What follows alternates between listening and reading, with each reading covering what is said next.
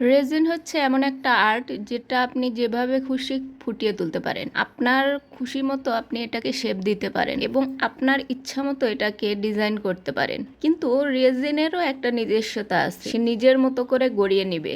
আপনাকে শুধু তার ফ্রেমটা তৈরি করে দিতে হবে, তার ডিজাইনটা আপনাকে মেপে দিতে হবে এবং সে তার মতো করে ডিজাইন করে নেবে। আপনি কালার দিয়ে করেন, ফুল দিয়ে করেন, আর যে কোনো কিছু দিয়ে করেন, প্রত্যেকটা রেজিনেরই আইটেম আলাদা আলাদা এবং ইউনিক হয়। আপনি একটার সাথে আর একটা কখনোই মিলাতে পারবেন না, একটু না একটু ভিন্নতা থাকবেই। অনেকেই আছে রেজিন শক্ত হয় না, রেজিনের এটা এরকম হয় ওরকম হয়। আপনি আসলে ট্রেনিং ছাড়া রেজিনটা করতে গেলে আপনাকে বেসিক নলেজ যদি না থাকে তাহলে রেজিনের কাজটা ওইভাবে করতে পারবেন না। আর আমি অনেককেই দেখি যারা অনলাইন থেকে 500 টাকার কম্বো নিয়ে শুরু করে, কিছুদিন পরে যাওয়ার পরে তারা সেই জিনিসগুলো আবার সেল পোস্ট দেয়। এই জন্যই রেজিনের কাজ শুরু করার আগে অবশ্যই আপনাকে বেসিক নলেজটা নিতে হবে।